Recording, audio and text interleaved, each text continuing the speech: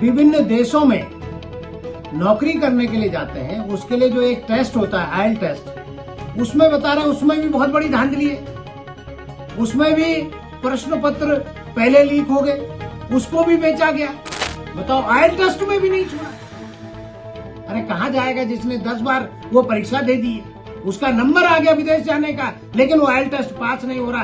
और अगर सरकार नहीं कर रही है तो सरकार के नीचे, नाक के नीचे ये हो रहा है, सरकार रोकने का काम क्यों नहीं करती है? उत्तरकाशी के नौजवान के खिलाफ इतनी धाराएं लगा दी, अब तो ये लगता है जो शिकायत करेगा, लोगों को डराने का काम किया जा रहा, सरकार धमकाने का काम कर रही है। नौजवानों के ऊपर लाठीचार्ज किया गया।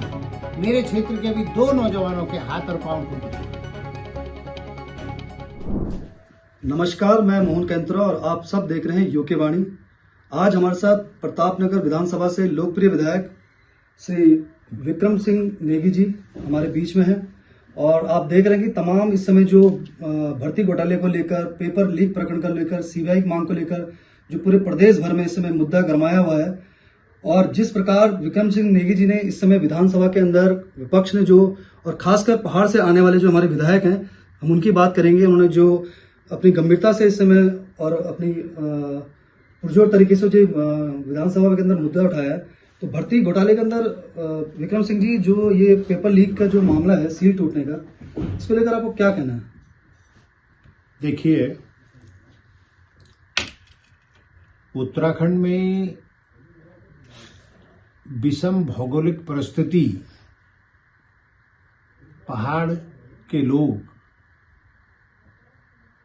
मेहनत मजदूरी करके किसी तरह से अपने बच्चों का पठन पाठन कराते हैं,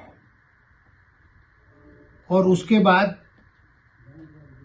लगातार जितनी भर्तियां हो रही है, उसका जो भी पन्ना उठाओ, उसके नीचे कोई ना कोई गड़बड़ और घोटाला निकल रहा है। इससे उत्तराखंड की बदनामी तो हो ही रही है। बच्चों का मेहनत कस के बच्चों का हक छीना जा रहा है, और पूरा देश उत्तराखंड की तरफ देख रहा है कि उत्तराखंड में ये क्या हो रहा है। इस प्रदेश का निर्माण, जहां दिन रात मेहनत करके नौजवानों ने, महिलाओं ने, माता बहनों ने, बुजुर्गों ने और बहुत सारे लोगों ने सादत देकर किया, आज उनकी आत्मा भी कोसती होगी कि हमने कैसे लोगों के भरोसे इस प्रदेश को छोड़ दिया है। ये चयन आयोग से लेकर इसके अध्यक्ष सचिव की नियुक्ति राज्य सरकार करती है, और इस सिस्टम में कितने समय से भर्ती घोटाले का ताना बाना बुना जा रहा था। हाकम सिंह, संजय धारीवाल जैसे लोग लंबे समय से उगाही पर लगे हैं, और ये तो मुझे लगता है कुछ चेहरे हैं, अभी तो जो पूरा रैकेट है, जाल है, उसकी छानबीन होनी बाकी है। इसलिए इस प्रदेश के लिए यह दुखद घटना है। यहां के बच्चों के हक को मारा जा रहा है, नौकरियां बेची जा रही है, और सरकार कमर ठोक रही है कि हमने नकल विरोधी कानून बना दिया है, लेकिन उसके बाद भी घपला होता। उत्तरकाशी में एक ऐसे नौजवान जिसने शिकायत की कि इस प्रश्न पत्र की सील टूटी हुई है, वो यही तो कह रहे, वो OMR सीट जो है इस पे छेड़खानी हो रखी है। क्यों नहीं सरकार पुख्ता व्यवस्था करती है, और क्यों नहीं सरकार जब ये देख रही है तो लोगों का बोलना वाजिब है। और उत्तरकाशी के नौजवान के खिलाफ इतनी धाराएं लगा दी, अब तो ये लगता है जो शिकायत करेगा, लोगों को डराने का काम किया जा रहा, सरकार धमकाने का काम कर रही है। मेरा आप सबसे निवेदन है कि हम सबको संघर्ष करके, और बेरोजगार साथी भी मांग कर रहे हैं, पूरा उत्तराखंड मांग कर रहा, विपक्षी दल मांग कर रहे हैं कि सिटिंग जज के निगरानी में सीबीआई की जांच कर दी जाए, और सरकार इससे लगातार पीछे हट रही है। सरकार कहती है कि कांग्रेस इस कानून के बनने के बाद बौखला गई है, लेकिन हाकिम और संजय धारीवाल ये कौन और किसके लोग हैं? सरकार के नाक के नीचे ये सब घपले और घोटाले हो रहे हैं। और मुझे तो डर है, कांग्रेस तो क्या बौखला रही है, बीजेपी इस बात से डर रही है कि कल कोई और बड़ा घोटाला ना निकल जाए। तो इसलिए बिल्कुल विधायक जी, जैसे आपने भी बोला अपने वक्तव्य में कि सीबीआई मांग को लेकर, वही हम कहना चाहते हैं कि प्रदेश भर के युवा जो है लगातार आप देख रहे हैं कि सीबीआई मांग को लेकर धरने पे बैठ गए। धरने स्थल से उनको उठा के, जिस प्रकार से आपने देखा पूरा प्रकरण आपने देखा होगा कि 13 लोग युवाओं को यहाँ पर जेल यात्रा भी करनी पड़ी। किस प्रकार से यहाँ पे प्रताड़ना, यहाँ पे युवा इस समय बेरोजगार झेल रहे हैं। तो क्यों यहाँ पे सीबीआई की मांग को सरकार नहीं कर रही है? मतलब आप क्या कहना चाहेंगे, विपक्ष की क्या मांग है, या विक्रम सिंह नेगी जी क्या इसमें अपना विचार रखेंगे कि क्या, क्यों डर रही है सरकार, या क्यों नहीं करना चाहती सीबीआई मांग को? देखिए, जो अहिंसात्मक तरीके से उत्तराखंड का बेरोजगार धरना और प्रदर्शन कर रहा था, सरकार को लगा कि सरकार की पोल लगातार खुल रही है और इतनी बेरहमी से नौजवानों के ऊपर लाठीचार्ज किया गया। मेरे क्षेत्र के भी 2 नौजवानों के हाथ और पांव टूट गए। जब उन्होंने मेरे से कहा कि यदि कल लंबगांव में आपने धरना नहीं किया तो हम घर नहीं आएंगे, इसका मतलब इतना बड़ा अत्याचार हमारे पढ़े लिखे नौजवानों पर किया गया जिसे कतई बर्दाश्त नहीं किया जाएगा। और सरकार डर रही है क्योंकि सरकार के नाक के नीचे और सरकार के लोग ही इस घपले में शामिल है, इसलिए तो सीबीआई से डर के भाग रहे हैं, इसीलिए तो सीबीआई को रिकमेंड नहीं कर रहे। एक तरफ प्रदेश के मुख्यमंत्री पुष्कर सिंह धामी जी का कहना है कि सीबीआई के आने से जो है परीक्षाओं में व्यवधान होगा, परीक्षाएं जो हो रही हैं वो 7 से 8 साल 9 साल पीछे चली जाएंगी, वो परीक्षाएं नहीं होंगी। तो इस प्रकार की जो मतलब गलत बातें जो युवाओं के तक पहुंचाई जा रही हैं, उसमें आपका क्या कहना है? देखिए, अभी आपने जो परीक्षाएं संदेह के घेरे में आपने तत्काल करा दी, उसके बाद फिर गड़बड़ी निकली, तो उसमें कहां लेट हुई और आप परीक्षाएं क्यों? सीबीआई परीक्षा रोकने के लिए थोड़ी है, सीबीआई जांच करेगी कि किन किन परीक्षाओं में गड़बड़ी हुई है, उससे परीक्षाएं पीछे कैसे जाएगी। और हम कह रहे हैं हाई कोर्ट के सिटिंग जज की निगरानी में सीबीआई जांच को रिकमेंड करे सरकार, ये उत्तराखंड के लोगों की मांग है। एक तरफ आपने देखा होगा कि शिक्षित बेरोजगार जो संघ है वो लगातार आप देखेंगे कि नकल विरोधी कानून के लिए उन्होंने एक मुहिम छेड़ी थी कि एक पारदर्शिता आए, ये पेपर लीक के अंदर जो मामले चल रहे हैं उस पर एक नकल विरोधी कानून बने। और सरकार ने उस कानून के बनाने के बाद जो अपनी पीठ थपथपा रहे हैं, इसको कैसे लेते हैं आप? देखिए, इतने बड़े स्तर पर सरकारी नौकरी की परीक्षाओं में धांधली की गई, जब पूरा प्रदेश इस सरकार से जानना चाहता है कि सरकार के नाक के नीचे ये सब क्या हो रहा है, और उसके बाद सरकार जागती है, नकल विरोधी कानून बनाती है, जिसकी मांग बेरोजगार संघ भी, उत्तराखंड का जितना पढ़े लिखने वाले लोग हैं और विपक्षी दल भी करते हैं कि आप परीक्षा को पारदर्शी तरीके से करवाइए। कानून बनाने के बाद उत्तरकाशी का उदाहरण आपके सामने है कि एक नौजवान ने शिकायत की और उसी पे सारी धाराएं लगा दी। यदि कानून डराने के लिए बनाया गया है, यदि कानून जनता को धमकाने के लिए बनाया गया है, तो इसे बर्दाश्त नहीं किया जाएगा। हम चाहते हैं कि उत्तराखंड में पारदर्शी तरीके से परीक्षाएं हो, और खासकर ये उत्तर प्रदेश का जो सिस्टम आ गया है, इसको हटाने की आवश्यकता है। इसलिए ईमानदारी से परीक्षाएं हो तो लोगों को न्याय मिले, नौजवानों को न्याय मिले। बिल्कुल विधायक जी, जिस प्रकार से आपने बताया, तो कहीं ना कहीं हद तक ये लगता है कि एक अपने बड़े झूठ को छिपाने के लिए एक नया झूठ मतलब सरकार बोलने का काम कर रही है।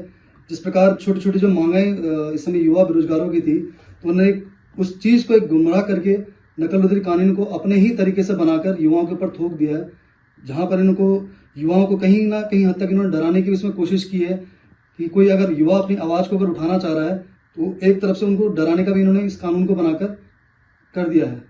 क्या लगता है आपको? कुछ देखिए, यदि परीक्षाओं में फिर गड़बड़ी हुई, धांधली हुई, तो उत्तराखंड का चाहे बेरोजगार संघ हो, उत्तराखंड का नौजवान हो, उत्तराखंड का शिक्षित वर्ग हो, उत्तराखंड के जितने छात्र नेता हो, कोई बर्दाश्त करने वाला नहीं, कोई कानून से डरने वाला नहीं है कि अगर आपने गड़बड़ी करने के बाद और केस उन लोगों पर लगाए जो शिकायत कर रहे हैं कि इस परीक्षा में गड़बड़ी हुई, तो इसे बर्दाश्त नहीं किया जाए। बिल्कुल। तो जाते जाते विक्रम सिंह नेगी जी और विधायक हमारे जो हैं प्रताप नगर से, हम आपको कहना चाहिए आपके क्षेत्र की जो जनता है, जो क्षेत्र के नौजवान है, आप उनको क्या संदेश देना चाहेंगे और किस प्रकार आप उनको इस भर्ती घोटाले को लेकर, या अभी आपने हाल ही में आईलेट से जुड़ा हुआ मामला देखा होगा, आज ही बल्कि इसका बेरोजगार संघ ने प्रेस वार्ता करके इसके बारे में सरकार को या जो भी है जानकारी दी है, इसको किस तरीके से आप लेते हैं कि कैसा ही देखिए, मेरे क्षेत्र के जो नौजवान हैं, ये तो सत्य है कि भर्तियों में जब गड़बड़ी हुई, नौकरियों को जब बेचा गया, तो वो सब भी आहत हैं। हमारा प्रयास है कि हम सरकार को, चाहे वो उत्तराखंड की विधानसभा हो या चाहे हमें जो भी मंच मिले अपने विचारों को रखने के लिए, हम सरकार को चेतावनी देते रहेंगे और इस तरह की जितनी घटनाएं हो रही हैं इसके रोकने के लिए संघर्ष करते रहेंगे। अभी एक नया घोटाला प्रकाश में आया कि भारत सरकार जो हमारे कामकाजी लोग विभिन्न देशों में नौकरी करने के लिए जाते हैं, उसके लिए जो एक टेस्ट होता है आयल टेस्ट, उसमें बता रहे हैं उसमें भी बहुत बड़ी धांधली है। उसमें भी प्रश्न पत्र पहले लीक हो गए, उसको भी बेचा गया। अब बताओ ये किस स्तर पर हो रहा है? गरीबों के बच्चों के साथ हर स्तर पर ये सरकार अत्याचार और अन्याय कर रही है। और अगर सरकार नहीं कर रही है तो सरकार के नीचे, नाक के नीचे ये हो रहा है, सरकार रोकने का काम क्यों नहीं करती है? इसलिए ये बर्दाश्त नहीं किया जाएगा। और अगर लोगों के, गरीबों के बच्चों के हकों को छीना जाएगा, बताओ आयल टेस्ट में भी नहीं छोड़ा।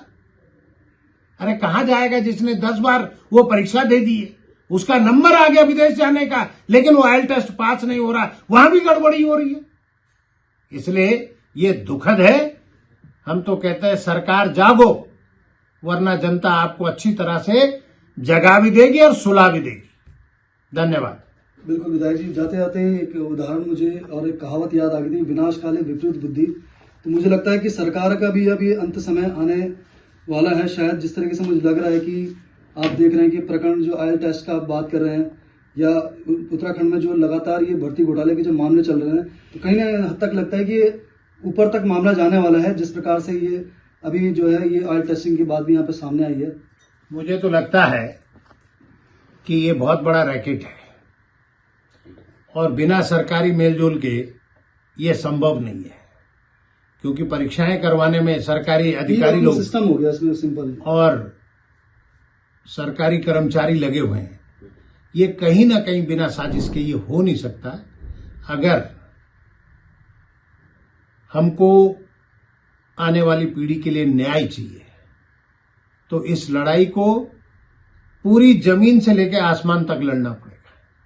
और जब तक भ्रष्टाचारी इसके पकड़ में नहीं आते हैं तब तक से चैन से बैठने की आवश्यकता नहीं है। अगर बैठेंगे तो अपने आने वाले भविष्य के साथ खिलवाड़ करें।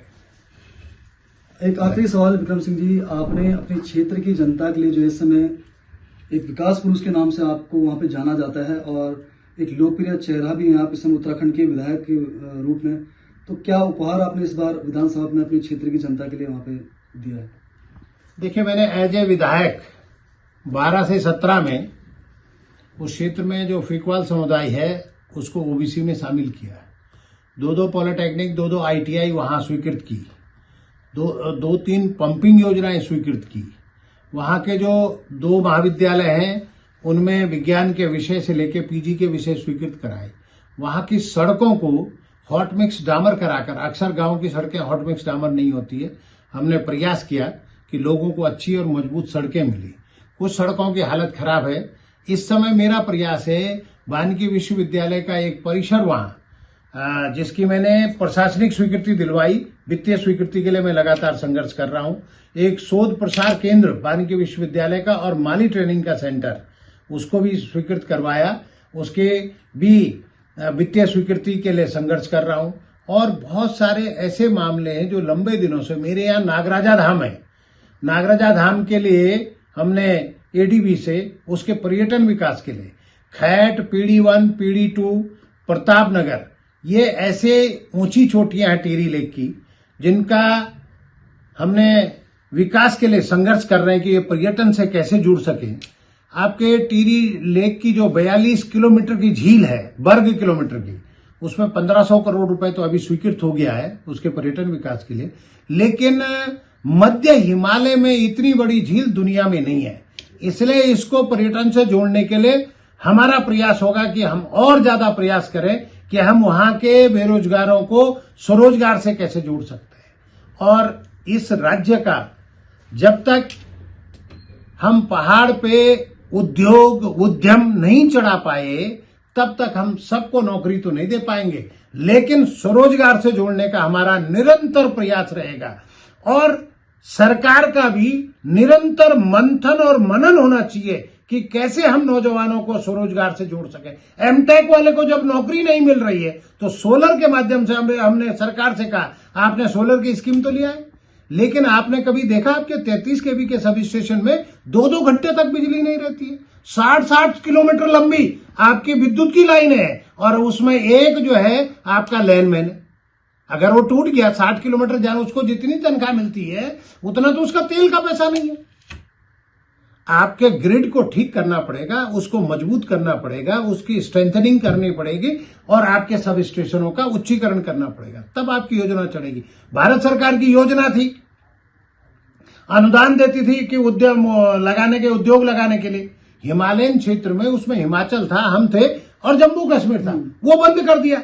और आपका उद्योग विभाग का पोर्टल 1 साल से बंद है। जिन लोगों ने समय पे अपना उद्योग लगा दिया, रजिस्ट्रेशन करा दिया, उनको आज तक सब्सिडी नहीं मिली। ये मैंने विधानसभा में भी उठाया।